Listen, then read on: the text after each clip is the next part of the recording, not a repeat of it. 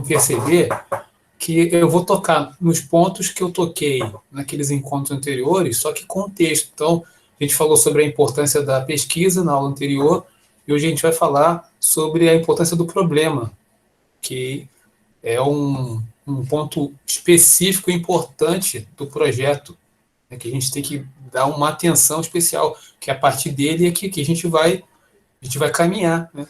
À medida que a gente vai respondendo aquela pergunta que a gente faz para a gente mesmo, né, a respeito do nosso trabalho, é que a gente vai construir o nosso trabalho.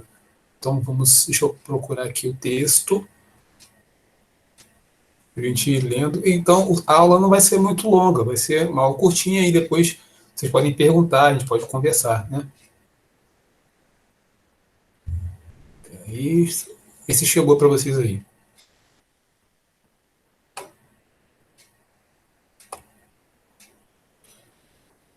O tamanho tá bom? Sim, não? Professor, tá bom sim, tá aparecendo para mim.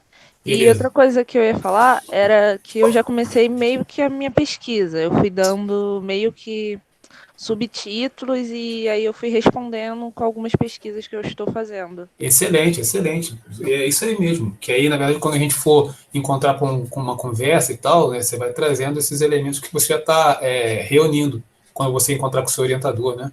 Ok, então vamos lá. Como formular um problema de pesquisa? Ou, na verdade, como formular o problema, né? A pergunta, né? Aí ele vai perguntar aí, o que é mesmo um problema? Conforme já foi assinalado, toda pesquisa se inicia com um tipo de problema ou indagação. Todavia, a conceituação adequada de problema de pesquisa não constitui tarefa fácil, em virtude das diferentes acepções que envolvem esse termo. Então, aqui ele tá, né, o texto já está confirmando para a gente aquilo que nós encontramos nos deparamos nos encontros anteriores, né? Professor, qual é a pergunta que eu faço? Está difícil de fazer. A ideia é ajudar vocês a encontrarem essa boa pergunta, né? Cada um de vocês encontrar a sua própria boa pergunta.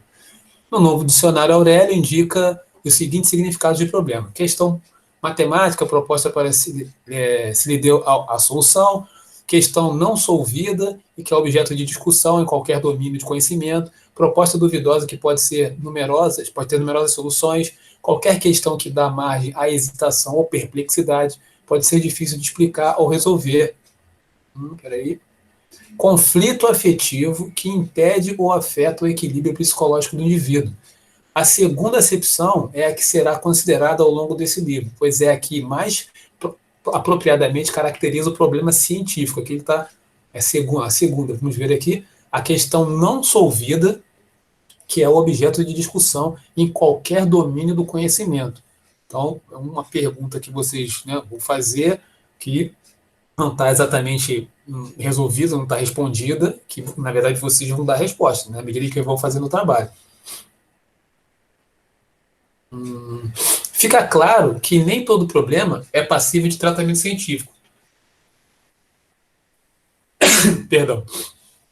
Isso significa que, para se realizar uma pesquisa, é necessário, em primeiro lugar, verificar se o problema cogitado se enquadra na categoria de científico. Mas aqui a gente não tá com esse rigor todo, né? O que é importante para a gente é que a pergunta ou o problema a respeito do seu objeto de pesquisa, seu objeto de estudo, né, seu TCC, seja uma pergunta que dê margem para a discussão, né? É o que a gente chama de problematização. Para um dos mais respeitados autores do campo da metodologia das ciências sociais, a maneira mais prática para entender o que é um problema científico consiste em considerar, primeiramente, aquilo que não é. Vamos ver o exemplo do que não é o problema. Como fazer para melhorar os transportes urbanos? O que pode ser feito para melhorar a distribuição de renda? Como aumentar a produtividade no trabalho? Nenhum desses problemas constitui rigorosamente, essas perguntas, constitui rigorosamente um problema científico, pois, sob a forma em que estão propostos, não possibilitam a investigação segundo os métodos próprios da ciência. Então, eu acho que teve um trabalho, não sei se foi da Maria ou se foi da Maria Eduarda, que fez a pergunta, eu falei, olha, tá, você fez essa pergunta, mas ela não vai dar possibilidade de você avançar, porque você vai responder entendeu? Não dá margem para discussão. Tem que ser uma pergunta que você possa, que sucinta a discussão, que crie discussão, problematização mesmo. Né? Esses problemas são designados por Kellinger como problemas de engenharia, pois referem-se a como fazer algo de maneira eficiente. A ciência pode fornecer sugestões e inferências acerca de possíveis respostas, mas não responder diretamente a esses problemas.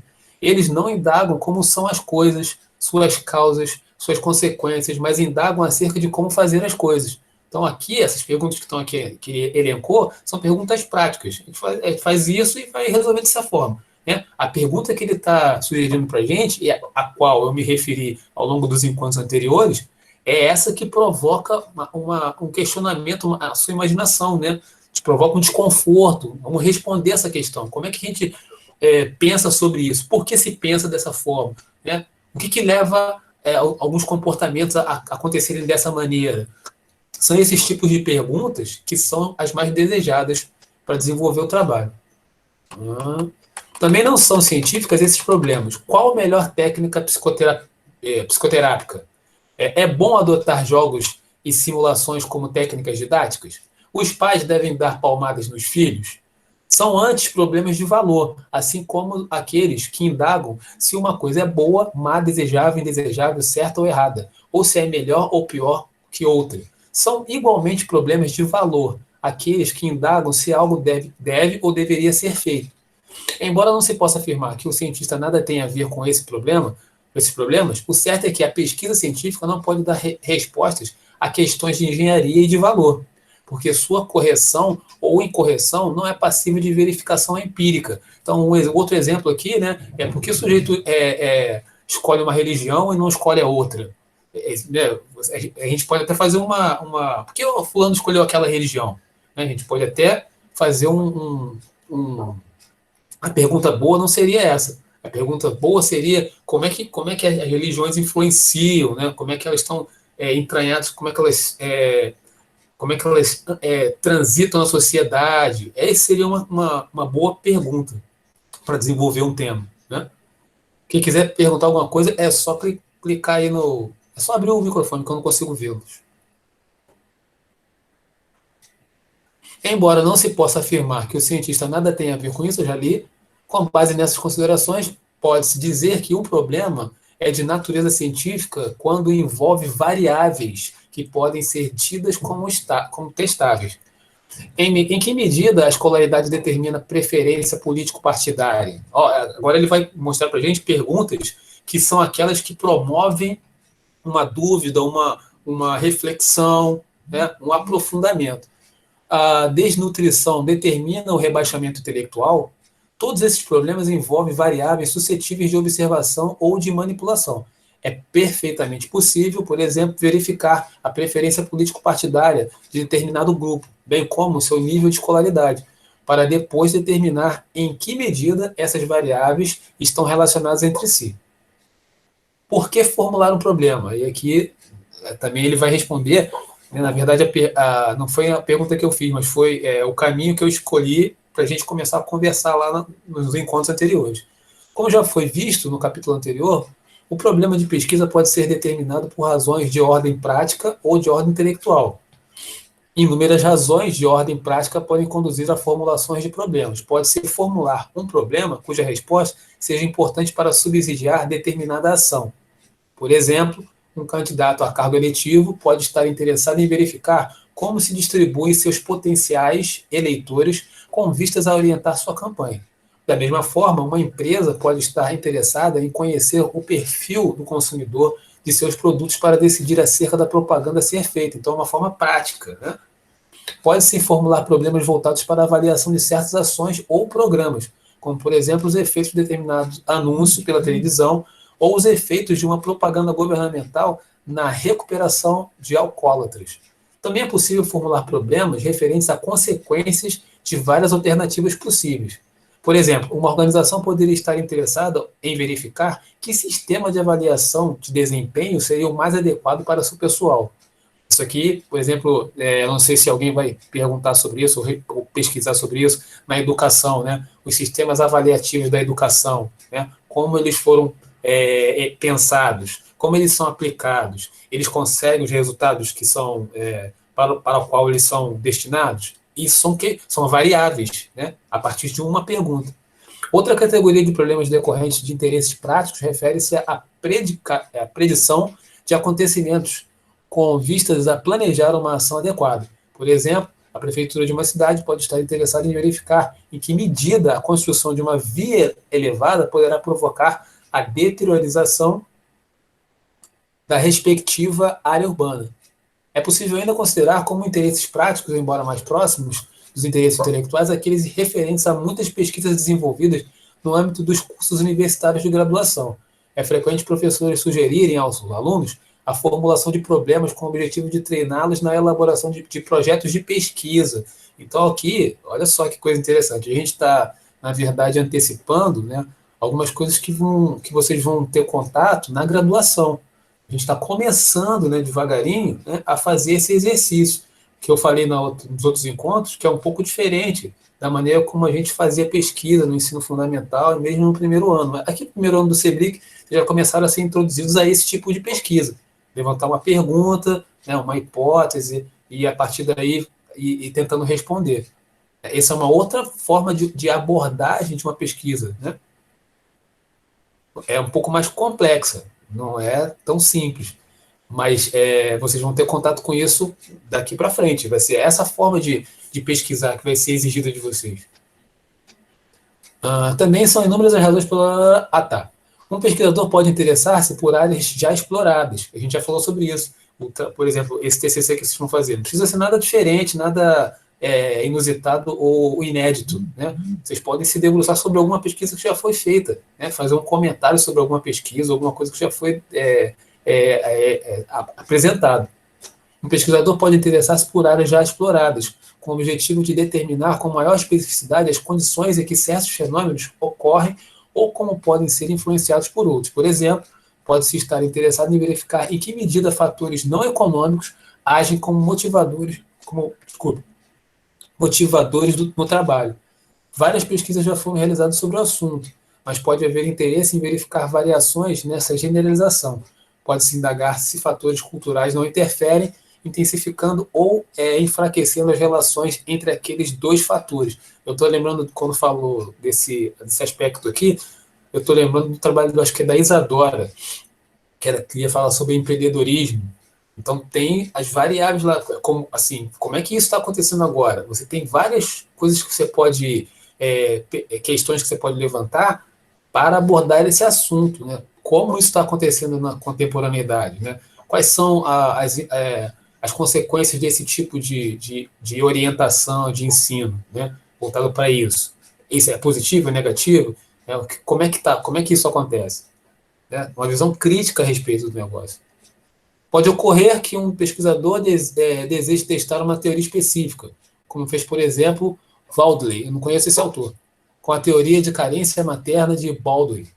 Esse pesquisador estudou crianças, olha aí, Catherine, que frequentavam uma clínica de orientação infantil e constatou que os que furtavam ou apresentavam outros comportamentos antissociais provinham com frequência significativa de lares desfeitos, apresentavam incidência mais elevada de separação da mãe, com maior frequência tinham pais que provinham também de lares desfeitos. Então, aqui ele viu que um comportamento, né, de determinadas crianças, adivinha, né, se originava nesse lar que estava desfeito, de pais separados. Então, tem uma implicação aí, né, de família, né?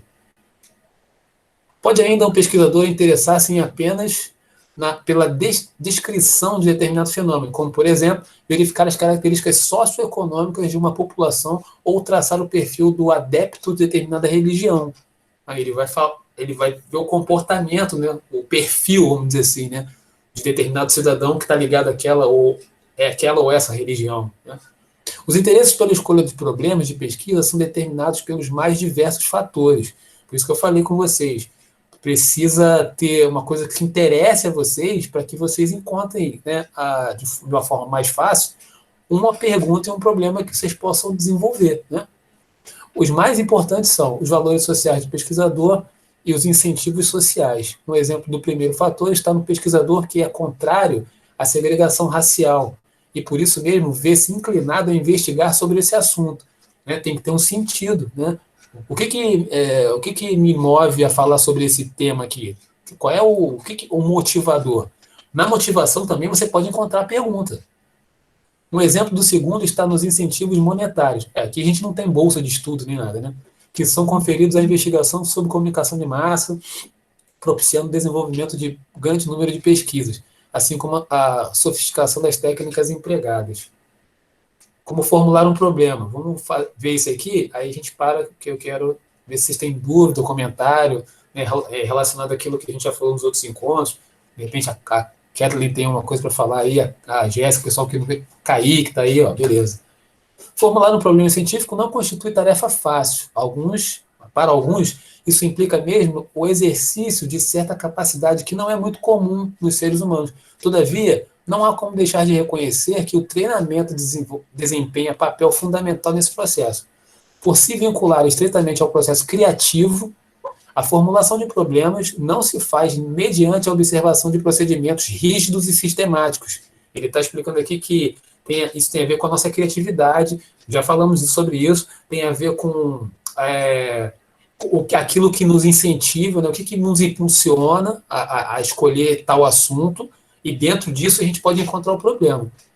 No entanto, existem algumas condições que facilitam essa tarefa, tais como imersão sistemática no objeto, né, você está sempre observando e pesquisando esse assunto que você está, né, que está na sua cabeça, estudo da literatura existente e discussão com pessoas que acumulam muita experiência prática no campo do estudo.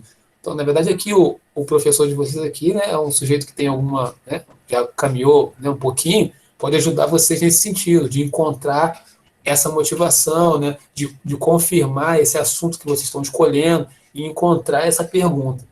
A experiência acumulada dos pesquisadores possibilita ainda o desenvolvimento de certas regras práticas para a formulação de problemas científicos, tais como o problema deve ser formulado como pergunta, né, estamos falando sobre isso, o problema deve ser claro e preciso, o problema deve ser empírico, quer dizer, tem que ter uma coisa prática, não é uma coisa, né, viagem da cabeça, né, a gente sempre parte de uma experiência empírica, né? O problema deve ser suscetível de solução. Você tem que dar né, sugerir uma ideia, uma solução. Projeto de intervenção no final da redação, né? O problema deve ser delimitado a uma dimensão viável. Então, é uma coisa que a gente também falou nos outros encontros, não ficar viajando na maionese, não dá para falar de tudo. Então, a gente vai encontrar um ponto a partir do qual você possa, então, fazer a pergunta. Por isso que ele fala aqui, a dimensão viável. Dimensão viável é isso, é tentar identificar um ponto que seja mais fácil de você tratar. Essas regras serão detalhadas adiante. Eu não vou detalhar aqui, o livro está lá no material. Peraí, claro e preciso, ver se tem alguma coisa. Problema empírico, vamos ver o que ele fala aqui. Por exemplo, a formulação determinada problema poderá fazer referência a maus professores. Essa expressão indica valor, mas o pesquisador poderá estar interessado em pesquisar professores que seguem práticas autoritárias, olha aí, não preparam suas aulas ou adotam critérios arbitrários de avaliação. Trata-se, portanto, de transformar as noções iniciais em outras mais úteis, que se referiam diretamente a fatos empíricos e não percepções pessoais. E isso aqui me dá uma oportunidade para falar de que o trabalho, né, quando você for responder a tua pergunta, você não vai dar uma opinião. Isso é muito interessante aqui, esse texto me dá a oportunidade de falar isso. Você, baseado nas leituras que o seu orientador vai te oferecer, você vai começar a investigar o teu objeto, né? Você vai investigar o seu objeto a partir de leituras. Não é assim, eu acho que é assim. Por isso que é mais complexo o que a gente está fazendo aqui. Entende? Compreende? A gente está, né, entrando, iniciados numa outra maneira de produzir conhecimento. Na verdade, vocês estão produzindo conhecimento. Quando vocês vão escolher um objeto de estudo e vão pesquisar sobre ele, né, baseado numa literatura e trazendo um pouco do que vocês pensam também. Mas é uma mescla, entendem? O problema deve ser suscetível de solução, ok, projeto de intervenção, e a delimitação. Vamos ver se tem aqui. Em muitas pesquisas, sobretudo nas acadêmicas, o problema tende a ser formulado em termos muito amplos, olha aí, requerendo algum tipo de delimitação. Por exemplo, alguém poderia formular o problema: em que pensam os jovens?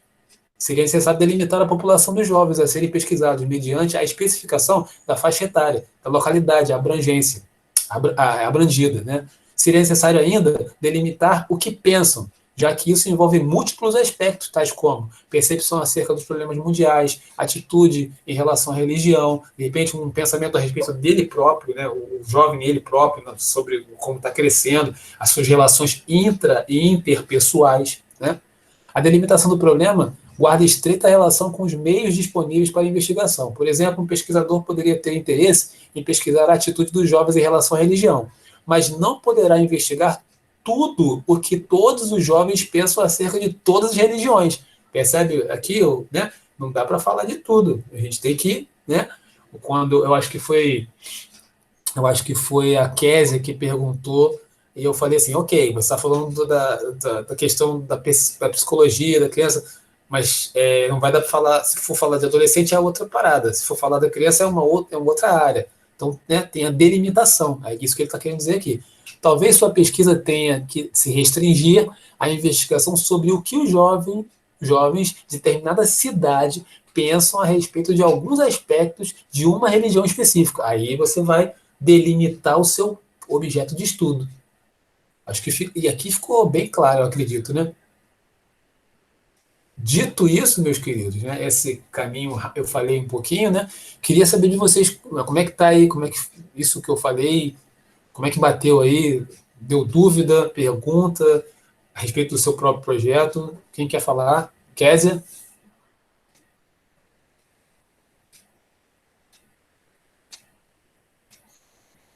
Eu tava tentando ligar o microfone, desculpa. Professor, sem dúvida. Eu só queria saber se essa pergunta que eu tô na cabeça é boa, ó. Vamos lá. Ai, droga, esqueci. Eu tinha que ter anotado. Não anotou? Oh, é importante. Caderninho, gente, caderninho. Eu tô sempre com um Calma aí, eu caderninho. vou lembrar. Isso. Enquanto isso, Kathleen, como é que tá aí, Kathleen? Lembrei. Então, professor, Peraí, lembrou. Como a criança olha o mundo, sabe? O cuidado. Eu não elaborei a pergunta, mas é mais ou menos isso. Tipo, qual é o olhar da criança com a vida que ela tem? Entendi. Eu só não consigo tipo, elaborar direito, mas é mais ou menos esse raciocínio. É o mundo sob a perspectiva da criança. Isso. Não, assim, pode ser, guarda essa pergunta. Eu não sei se ela é uma boa pergunta, mas se ela não for pergunta, Kézia, como é que eu vou dizer? Ela é um tópico da tua pesquisa, o olhar, né, do mundo na perspectiva da infância, da criança, pode ser um tópico da sua pesquisa, se não for pergunta, entendeu? Entendi, obrigada. Nada. Kathleen. então, professor, sobre o texto que você acabou de ler, eu não entendi muito bem como colocar essa pergunta problemática para ter um diálogo no texto e nem como eu posso trazer ela, sabe? Eu não entendi muito bem isso.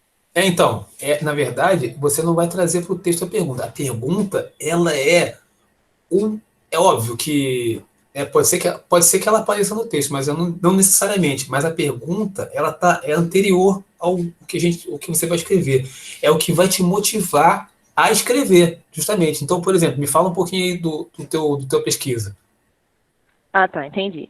Então, é porque eu tenho, no caso, uma pergunta que é meio que um tópico do que eu vou elaborar, né?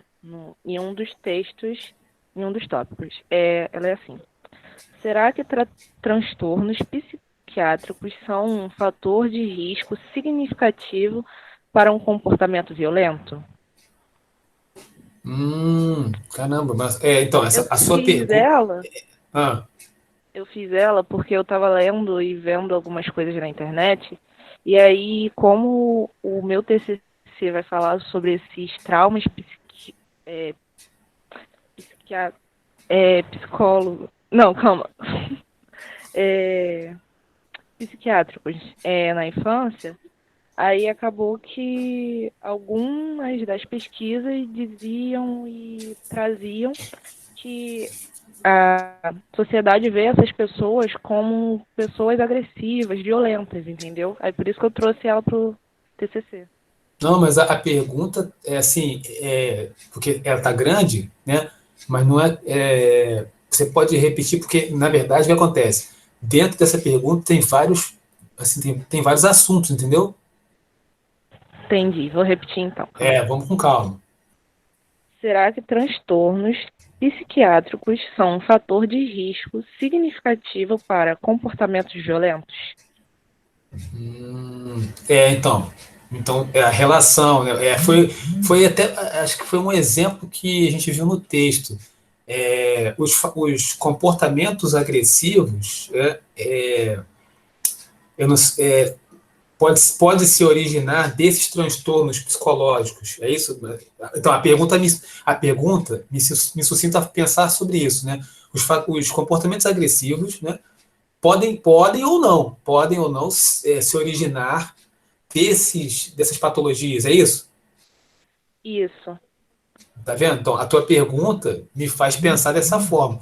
E aí, o que você vai. Né? Muito boa, essa pergunta é muito boa.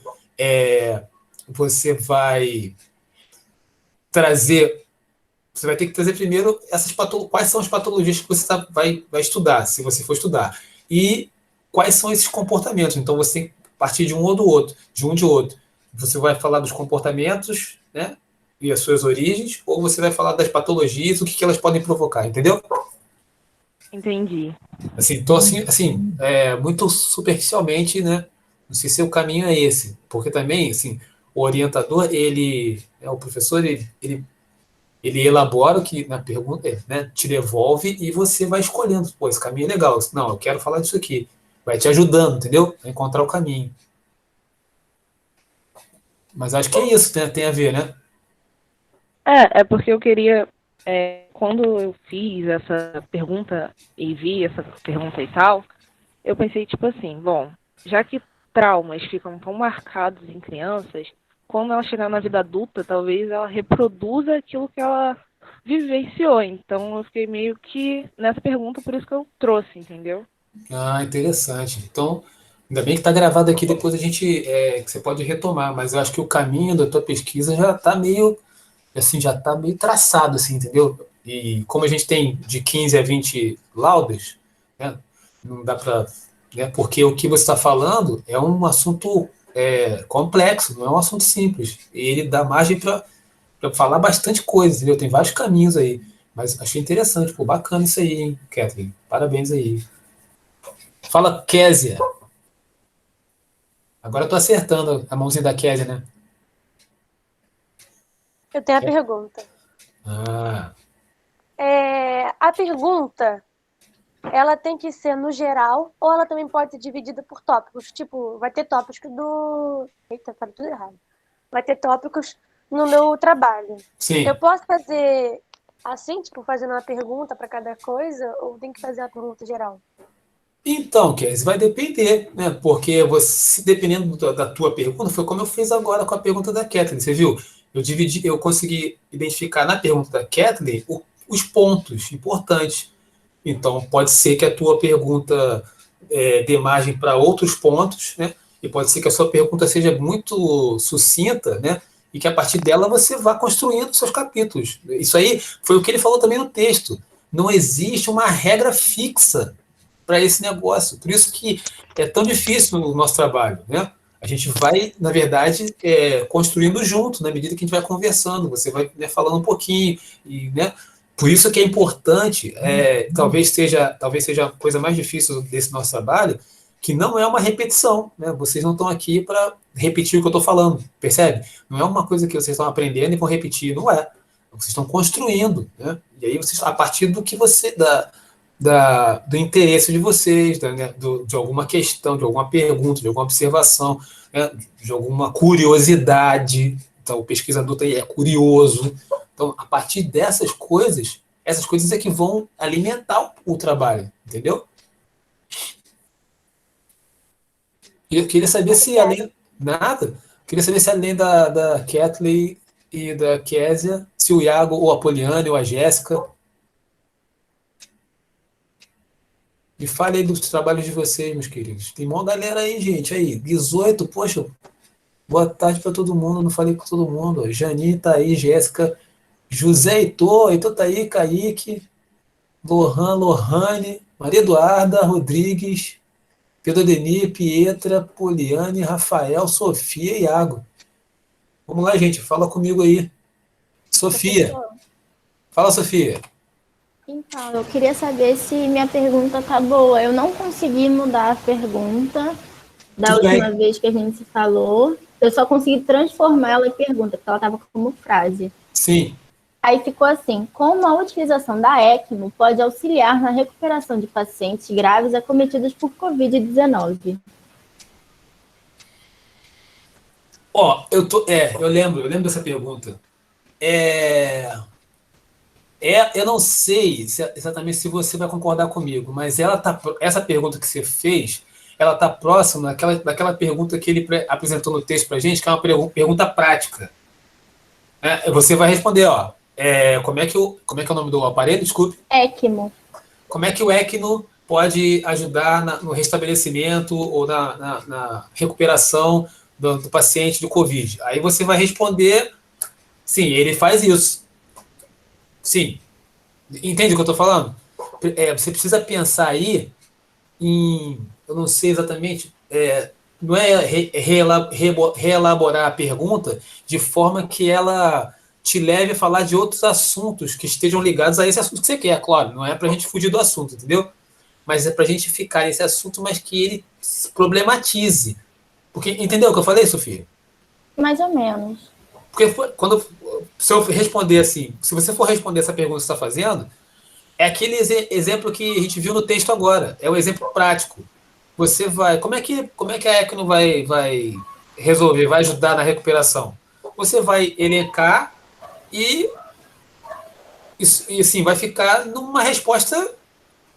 Assim, não tem um desenvolvimento. Por isso eu lembro que eu até falei para você.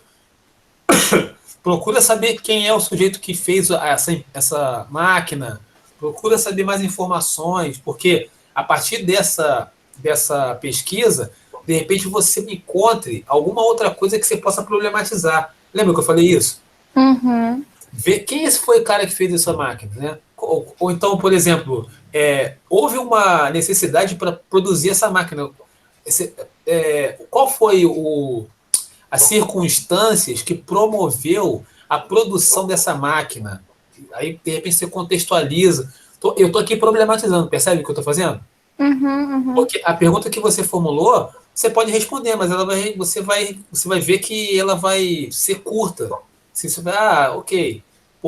Como é que o ECMO ajuda a recuperação dos pacientes do Covid? Aí você vai falar sobre a operacionalização dessa máquina, mas será que você vai conseguir falar sobre o ponto em que essa máquina vai atingir? Eu tô aqui tentando É tirar. porque, assim, o Entendeu? que eu descobri da máquina é que ela faz tipo. Ela auxilia no funcionamento do coração e do pulmão. Ela faz a troca dos gases que o pulmão deveria fazer quando ele está muito debilitado. Sim, Por isso que ela ajuda no tratamento da Covid. Inicialmente, ela não era usada para essa ocasião, entendeu? Porque as bombas que movimentam, que fazem a circulação do sangue através dela, eram muito fortes e acabavam matando o paciente, coisa parecida. Então, ela passou a ser usada em neonatal, em UTI de neonatal, porque quando os nenéns nascem, eles têm um líquido que fica dentro deles, alguma coisa do gênero, que tem que ser expelido. E ela ajudava nisso. Depois foi trocada essa chamar de bomba aqui, né? Bombei, então. E ela não ficava mais tão puxada assim, não causava tanto dano ao paciente. Aí ela já começou a ter mais uma funcionalidade melhor. Mas mesmo assim, ela não foi exatamente desse ponto para o funcionamento dela, para que ela foi criada. Ela não saiu dessa troca de bombas para ajudar na... né? Entendi. Entendi. Ela demorou ainda um tempo, porque a máquina ainda não conseguia fazer o que ela foi construída para fazer. E só em 1900 e não lembro quando, que o primeiro paciente foi um rapaz de 24 anos que conseguiu, né, com a ajuda da ECMO, sobreviver lá à doença, que eu não lembro no momento qual era. Mas foi a partir desse momento que ela passou a ser usada como auxílio do pulmão e do coração. Inclusive, ela pode ser usada para pacientes que vão fazer alguma cirurgia cardíaca. E no transplante, tipo, eu vou mover um paciente de um hospital para o outro e ele tem um problema no coração, ou vai tratar o problema do coração, fazer uma cirurgia no coração, coisa parecida. A ECMO é usada para auxiliar nesse transporte, não ocorrer nenhum problema. Então, é basicamente isso que ela faz. Foi isso que eu descobri por enquanto. Mas olha só, então, aí, tá vendo? Você já me deu mais informações, olha só, que coisa... Então, a pergunta é, quais são as utilizações, né? A ECMO, né? Qual é o... em quais situações a ECMO pode auxiliar? Porque ela não auxilia, como você acabou de falar aí agora, não é só a COVID, não é isso? Entendeu? A pergunta, então, não seria essa, seria porque é para amplificar, então, o teu escopo. Eu sei que você quer falar da COVID, mas para amplificar o teu escopo aí, né, quais são as aplicabilidades da ECMO, entendeu? Eu acho que vai ficar mais... Não sei se você concorda. Que vai Não, sim, faz sentido. Dá tipo um abre o leque para mais assuntos. Isso, a parada é essa, entendeu? Abrir leque. Óbvio que você não vai amplificar, tipo... Não, vou falar um pouquinho sobre cada um, até porque são muitos páginas, a gente passa muito rápido. Isso, não é o céu é o limite, mas é assim, tentar dar um pouco mais de fôlego pro teu texto, entendeu? Sim. Você pode me repetir a pergunta, por favor? Não lembro, mas está gravado, peraí. Como é que eu falei, gente? Acho que eram quais as utilizações da ECMO, para quais situações ela pode ser usada? Qual a aplicabilidade da ECMO na medicina? É só na medicina acho que é só na medicina, né? É, só. Então, qual a aplicabilidade da ECMO nas doenças? Porque você já falou, a doença que eu não sei do rapaz, procura saber que doença foi essa, né? Você falou do lance dos bebês aí, que ela era destinada para um fim, mas aí ela foi readaptada, né? É porque ela meio que quebrava as células do sangue e causava um dano no paciente, porque ela bombeava muito rápido. Entendi. Aí teve que ser trocada essas bombas e aí ficou mais usável, vamos botar assim, mas ainda não era o ideal. Sim. Tanto que a ECMO só podia ser usada para os fins que ela foi construída durante, vamos supor, umas 15 horas. Se passar disso, o paciente tinha sequela ou coisa parecida, entendeu? Aí são coisas específicas, né, desse funcionamento. Muito bem. Mas tá vendo? Tem coisas que você falou agora que você não havia me dito ainda. Acho que não sei se você não tinha pesquisado ainda, né? Não tinha pesquisado ainda.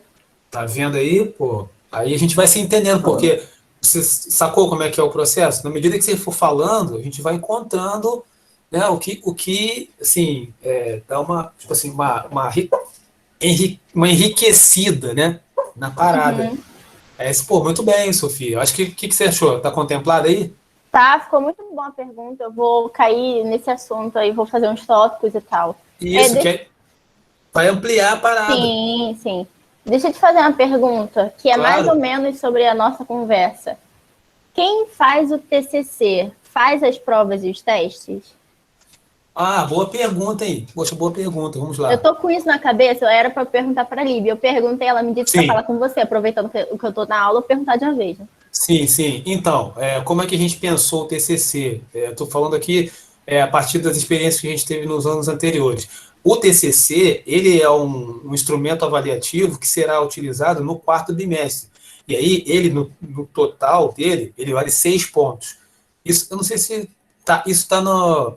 Tem um link que leva direto para a página da escola, que tem lá o local do TCC e tem lá os tópicos de avaliação. O TCC são 6 pontos, né? Os outros 4 pontos, o professor dá um trabalho, dá um teste, alguma coisa assim para compor a nota. Mas é um instrumento avaliativo do quarto bimestre. O primeiro, o segundo, o terceiro, né? Vocês fazem as atividades normais, entendeu? Respondido?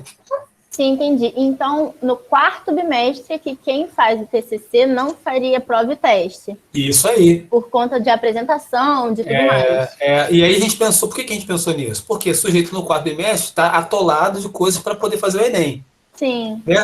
Poxa, você está fazendo um trabalho. Se você fizer esse trabalho. Aí as pessoas não entendem isso que a gente tenta falar para as pessoas. Se você fizer esse trabalho do TCC, seguindo direitinho os prazos e fazendo, escrevendo um pouquinho e juntando, chega lá no final, no terceiro bimestre você já acabou. Você vai ficar tranquilo, entendeu? Você só vai assistir as aulas que a gente vai ter contato aqui para poder ir ensaiando, mas você não vai fazer a prova da escola.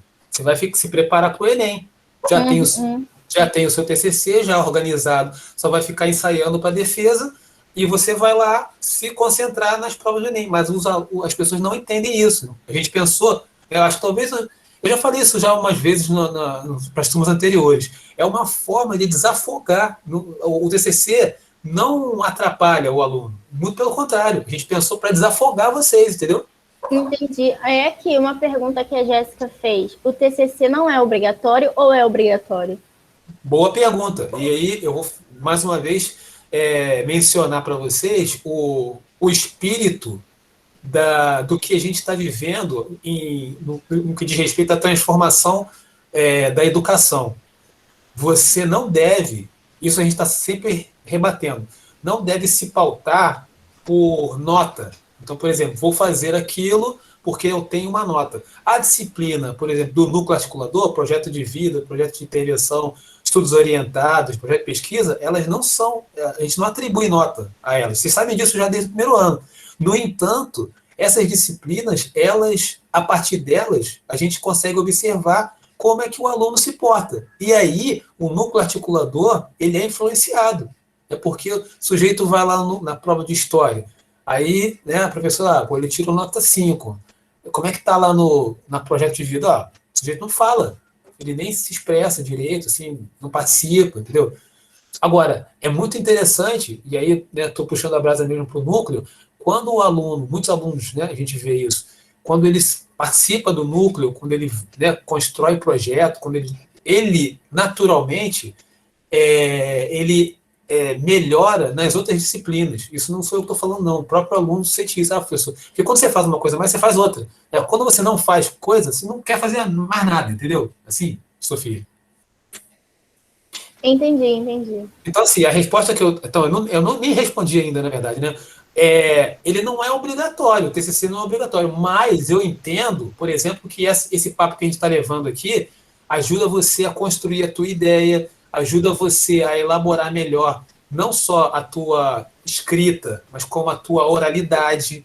E quando você for fazer a sua prova de Enem, você vai ficar um pouco à frente dos outros candidatos. Não só isso, né? Se você não for fazer faculdade, né? Vamos dizer assim, aqui você elabora um projeto, você está exercitando a fala, exercitando a expressão, né? Você vai ter eu já falei isso algumas vezes. E isso que a gente está fazendo aqui, essa ferramenta, ela está incorporada à nossa vida. A gente, né? Seleção de trabalho, seleção para entrar em concurso, em cursos, né? Cursinhos, elas vão acontecer por Meet. E aí você vai abrir a câmera e vai falar, e vai se apresentar, e vai defender uma ideia, né? Quando você for concorrer a um cargo, onde quer que seja, né? Quando você vai chegar lá no lugar para trabalhar, aí você vai, não falo. não tenho, não vou falar não, tá? Desculpe, eu vou ficar quieto. Peraí, eu vou... Abre a câmera aí! Oi, tudo bem, gente? Meu nome é Celso e eu vim aqui para uma vaga de trabalho. Celso, fala um pouquinho de você. Eu sou tímido.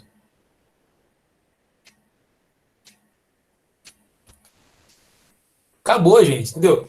Próximo.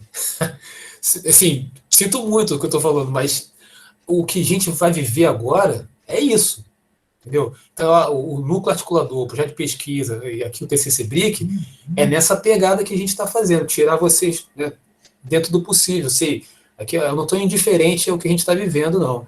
Mas isso eu já tinha falado sobre isso com vocês muito antes da pandemia. Lá no primeiro ano, a gente já falava isso com vocês. É importante que no núcleo, né, o núcleo não é um lugar para você, não é por nota, você não vai ser atribuído nota a você. Então o comportamento diante dessa disciplina deve ser outro, porque senão ele não tem sentido. Né? E o núcleo articulador veio justamente para dar sentido do aluno, da relação entre o aluno e a escola. Isso que a gente está fazendo aqui, por exemplo, quando você fala para mim, Celso, poxa, tem muito sentido essa reformulação que você fez da minha pergunta. É para dar sentido àquilo que você está elaborando. Entendeu? Então, não sei se eu respondi, Sofia. Sim, respondeu. É porque as respostas, assim, as respostas para essas perguntas e para isso que a gente está fazendo, elas não são respostas simples, elas são respostas complexas. Porque eu poderia muito bem falar assim, não faz não, entendeu? Não faz. Para que serve isso? Esse tipo de comportamento, para que serve isso? Se isso não serve para nada, é um empobrecimento. Né? A gente vai empobrecendo as nossas relações com a escola, com o professor, com o colega. A gente vai empobrecendo. Não serve, eu não vou fazer.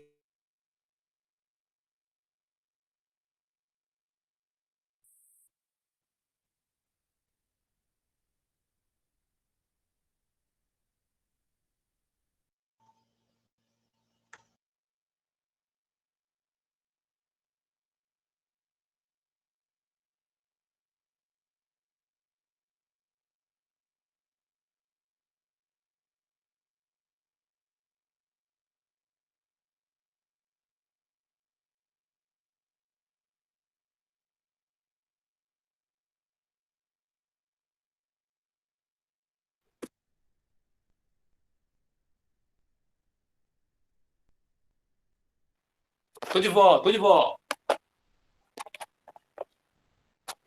Então, eu respondi, Sofia? Uhum.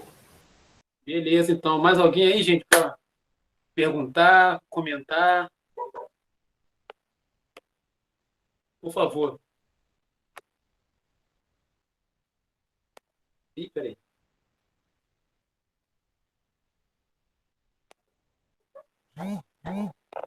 Professor, sobre a introdução, ela deveria ser um resumo, né? Ou, sei lá, ela deveria citar algumas coisinhas pequenas que vão ser faladas? Como é feita a introdução? Então, a introdução, na verdade, você vai apresentar de um modo geral o assunto que você vai tratar. Então, é importante, eu acho que aí você vai conversar com o teu orientador. A gente não começa pela introdução. A gente vai, né, cada orientador também tem uma forma de trabalhar, né, gente? Aí é diferente. A gente pode produzir o texto e depois a gente identifica no texto o que a gente vai usar como introdução, como desenvolvimento, né, como é que a gente vai organizar os capítulos, mas o primeiro contato que vocês vão ter com o orientador, ele vai conversar com vocês. Ó, escreve, né, o que você, pelo menos assim que eu opero, né? Escreve um texto, e aí você vai escrever um texto. E aí, como cada professor pensa de uma forma, a partir desse texto, a gente vai identificando, ó, isso aqui tem mais a ver com o início, né? A gente pode começar por aqui. Isso aqui, vamos valorizar isso aqui, vai ser nosso desenvolvimento. A gente vai dividir isso em tópicos ou em capítulos. Isso aqui vai ser a conclusão. Então, Catherine, vai depender do orientador, entendeu? Entendi. É porque eu tava, tipo, tendo várias ideias assim, eu já tava colocando para quando eu tiver o professor orientador, eu apresentar para ele e ele ver se ficou bom, Sim, precisa sim, melhorar, o que tem a ver, entendeu? Por isso. perfeito. Isso que você Mas está eu falando. entendi, obrigada. Isso que está falando serve de exemplo para os colegas. Então, você que está ouvindo aí, né? A gente tem mais 14 pessoas aí. Pode começar a escrever. Escreve, né? Faz um texto, mesmo que seja uma lata de texto das suas ideias, do que você está, né? Deixa registrado, né? Eu sei que tá gravado aqui, mas tem muita gente que não está falando. Eu sei que nos outros encontros as pessoas falaram. Mas você que está aí, que está só me escutando, coloca no papel, não deixa para depois, né? Chega um momento, à noite, hoje estou aqui tranquilo, não antes de dormir. Escreve, registra, anota. E não interessa se tá bom, se tá bonito, feio. Esquece feio e bonito. Esquece se tá profundo, se tá raso. Só escreve. Tipo, tempestade de ideias. Tempestade de ideias. Escreve. Deixa registrado. E aí, né, quando tiver a oportunidade de conversar com o professor aqui, Celso, ou com o orientador, isso aqui, ó, eu escrevi isso aqui. O que você acha? A gente pode usar? Para que a gente pode usar? Né? Qual o momento do trabalho que a gente vai poder usar isso? Beleza. Sofia, quer falar? Professor, Pedro falou no chat. Eu ia falar isso, ele reformulou a pergunta dele. Quais são as atividades do RPG no desenvolvimento humano? Peraí. Repete, por favor. Quais são as utilidades do RPG no desenvolvimento humano? Essa pergunta é boa. Essa pergunta é boa porque a gente durante muito tempo desqualificou, né, o RPG, mas ele tem relações, né, com a imaginação, né? Então, pode repetir a pergunta? Quais são as utilidades do RPG no desenvolvimento humano? Quais são as utilidades, né? Eu colocaria assim, não é a importância, mas qual é, que para ficar mais profundo, talvez, né? Qual é, a utilização ou a importância do RPG no conhecimento humano? Acho que a pergunta está boa. A gente pode dar uma guaribada aí nessa pergunta aí, mas assim como eu falei com a Sofia, ela já amplia mais, né? A gente pensar no RPG, até porque hoje falam sobre gamificação das aulas, né? Gamificação. Eu sei que não está diretamente ligado ao RPG, né? Mas um pouco de ranquear e tal. Mas o RPG, pelo que eu vi, aqui com o Pedro, eu tenho muita dificuldade, porque você precisa mesmo imaginar, né? Tem um narrador, né? Você precisa imaginar o cenário, e tem uma música, então isso tudo auxilia a construção, a imaginação, a criatividade.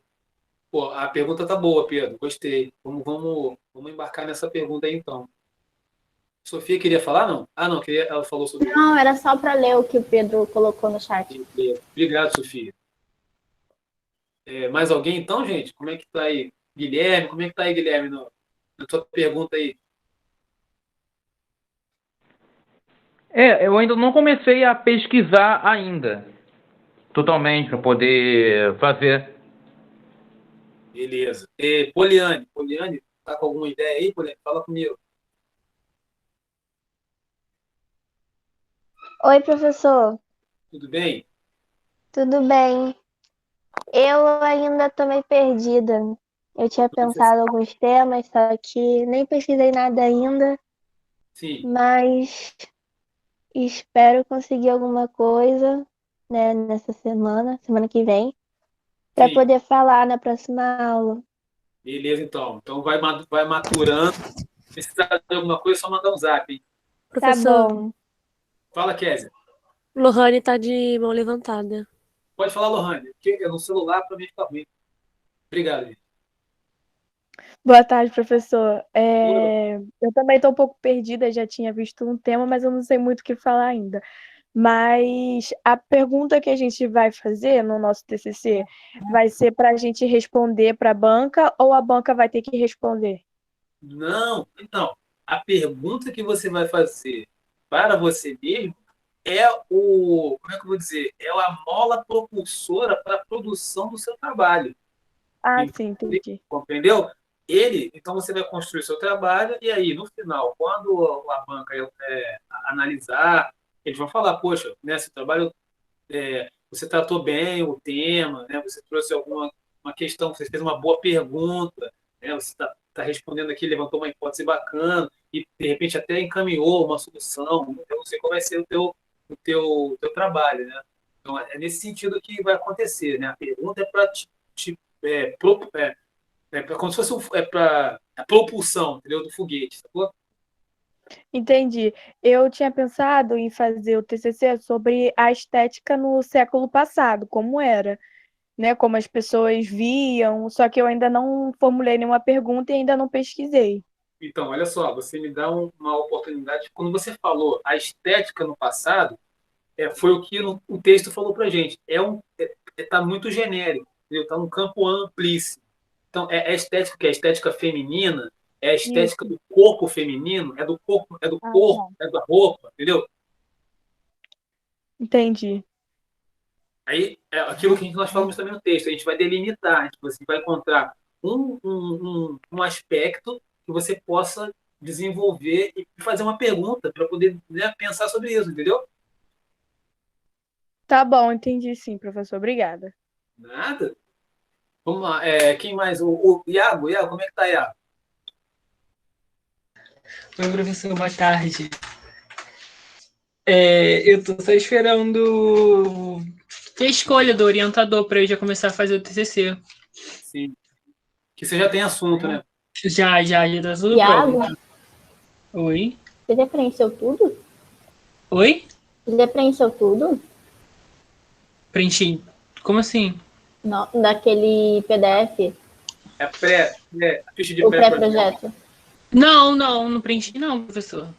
Não, tudo bem, a gente ainda Não, tá... tô perguntando porque do jeito que você falou, pareceu que já estava tudo preenchido e Não, tal. assim, já tá tudo pronto, é o que eu vou falar já no TCC. É porque Eu ia apareceu botar toda uma sem ligação. preparação e tal, tudo bem formulado, não sei o quê.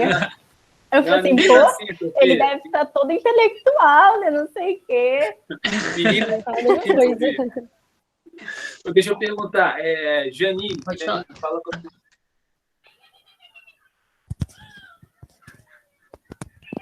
Oi, professor. Tudo bem, Janine? Como é que você tá? Tô bem. Eu tô pesquisando um pouquinho ainda, tô lendo algumas coisas, mas eu não formulei ainda uma pergunta. Ó, eu coloquei para você lá um livro do Eu Silvio vi, Almeida. Não, do Abdir Nascimento. eu vi, mas eu não li ainda. Dá uma olhada, você vai gostar. Vou dar uma olhada, tá? E vou colocar do Silvio Almeida, que é Racismo Estrutural. Tá bom. Beleza? Me lembra aí o tema, o título que você pensou. Professor, eu ia falar sobre racismo, mas eu ainda preciso, sei lá, pensar em alguma coisa para colocar, porque eu tô meio confusa, não sei. Não, tudo bem, não tem problema. Na verdade, essa confusão é normal, entendeu? Ainda mais nesse processo que a gente está fazendo. Então, Meio um processo nervosa. de tempestade, tempestade de ideias. Pode falar. Não, então, eu vou começar a pesquisar mais e eu vou ver. E eu te falo no WhatsApp ou no Classroom, tanto faz. Mas eu te falo, vou pesquisar mais Sim, para senhora. saber. Assim. Eu tô curioso. Daniel, como é que tá aí, Daniel? Eu já vou chegar aí, José Heitor. Eu tava. Tá me escutando, professor? Perfeitamente. Ah, então tá ok. Então, é o que eu te falei da aula passada sobre o lance da fotografia, tem que ver as fotografias melhores, qual que realmente teve impacto na história, o que mudou muito. Eu ainda tenho que analisar, ver também os fotógrafos dessa época, da época que foi tirada aquela foto do Vietnã, foto da guerra do Afeganistão, quando a União Soviética invadiu, na Segunda Guerra Mundial. Eu vi um documentário um tempo atrás chamado A Segunda Guerra a Cores. Isso dá bastante ideia, a Segunda Guerra a Cores. Caramba, tem um filme aí, a gente viu aqui em casa, de guerra, bem recente, que é Uma Tomada Só, 1917. Isso, pô, sensacional esse filme, mas é a primeira vez que fala, né? Não, pode ser qualquer coisa. É uma fotografia que impactou o mundo, entendeu? A foto, eu também tenho aquela foto. Você trabalha sobre fotografia? Isso, é como uma fotografia. Então, tem um filme na Netflix que eu não sei qual é o nome dele, desculpa, mas é um cara que ele tira foto dentro de um presídio. Ai, que as pessoas. Antigamente, acho que esqueci o nome do que fala, mas ele tirava foto dentro do presídio. Vou procurar pra você. Ah, obrigado. Pô, isso é bom, porque a ideia é como fotografia pode impactar o mundo. Então é uma boa. Não precisa ser só da guerra, pode ser várias. Pode ser qualquer coisa, sobre qualquer coisa. Muito bom, Daniel. Vai ser um trabalho interessante, porque assim, também dá para viajar muito, né? Você pega, aí você vai, de repente, fazer uma análise das imagens, né? Uhum. Isso, e vou também falar também, também do quem tirou a foto. Beleza. Pro fotógrafo. Ok. Quero ouvir o Heitor e o Lohan. Maria Eduardo também. Heitor, Foi. como é que tá aí, Heitor? Tem alguma ideia aí? Ah, não sei. Eu também não tô querendo muito fazer o TCC, não. Eu tô mais participando aqui sei lá, gerar ideia na minha cabeça. Então, vamos fazer o seguinte, vamos combinar. Você vai assistindo e vai vendo a vibe aí que você está seguindo. Se pintar alguma ideia que te interesse, alguma coisa, curiosidade, aí você traz, pode ser? Pô, tranquilo, eu vou trazer, assim, mais pra ajudar vocês também, entendeu? Beleza. Valeu, Celso. Valeu. Lohan. Lohane já falou. Lohan e Maria Eduarda Rodrigues. Pietra também. Situação semana passada. Lohan colocou no chat. Eu não consigo. Dá para ler aí, por favor? Porque para mim rapidinho aparece e sai. Eu estou na mesma situação da semana passada, professor, mas a ideia que eu te falei na última aula é o que mais está me deixando animado. Então, segue nela, Lohan. Pietra. Oi, Celso. Boa tarde. Tudo bem? Tudo. Então, o meu TCC, ele é a influência dos reality shows na sociedade, né? Tô lembrando. Então, eu tenho uma pergunta que, tipo, eu vi aqui numa matéria que eu fui ler sobre o meu TCC para ver o que eu poderia escrever. Sim. Só que eu não sei se essa vai ser exatamente a minha pergunta, mas eu tenho, que é, tipo, qual é a explicação psicológica e científica para gostarmos tanto de um reality show? E aí, nessa minha pesquisa, eu descobri que, tipo, que tem um termo, só que eu não sei falar o termo, que eu acho que é voyeurismo, eu acho. Sim. Que é, tipo... Voyeur. No momento eu não sei dizer o que seria, mas é, tipo, curiosidade mórbida com relação ao que, tipo, o privatismo, coisa assim. E tem outro negócio aqui, eu esqueci. Que tem um artigo que cita uma pesquisa sobre isso. Que é, tipo, eu sou o que eu assisto, voyeurismo, busca de sensações e padrões de televisão. Que aí eu vou ler sobre isso. Oi, pode falar. A pergunta tá legal. Teu trabalho tá dentro da psicanálise. Acho que a gente tinha falado sobre isso, não? Olha, eu não me lembro, mas acho que sim. E, poxa, a pergunta tá bacana, o tema tá bacana, porque você não vai falar do reality show, você vai falar do fenômeno, do comportamento, sacou? Sim, sim. Pô, maneiro, hein? Obrigada. Pode guardar isso aí e vamos investir nisso aí, vai ficar bonito esse artigo aí, hein? Tá bom, obrigada. Muito legal. A Maria Eduarda escreveu, pode ler aí, gente? Professor, eu quero falar sobre o trabalho escravo, porém ainda não pesquisei nada. Também estou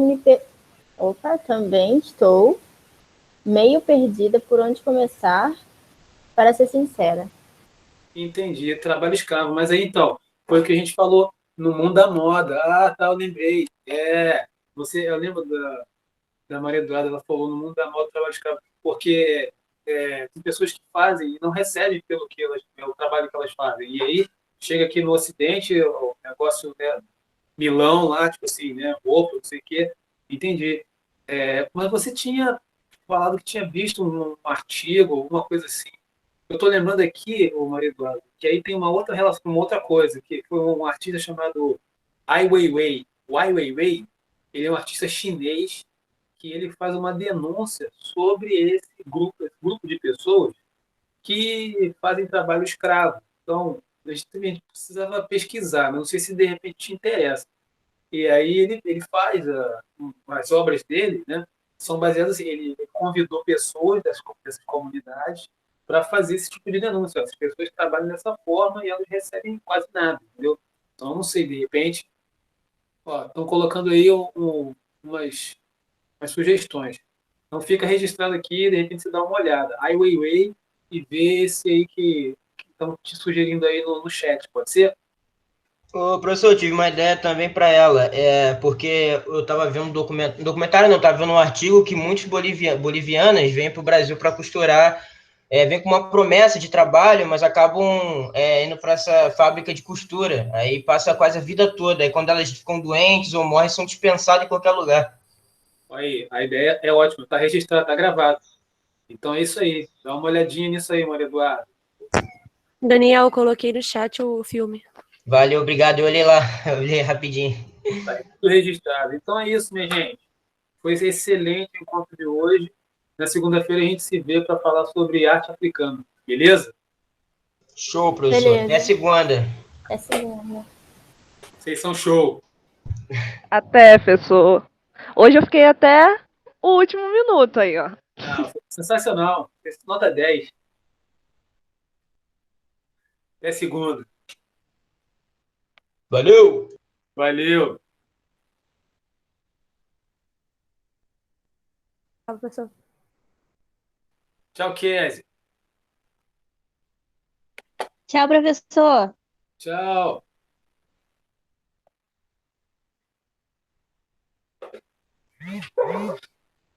Engraçado, não. Né?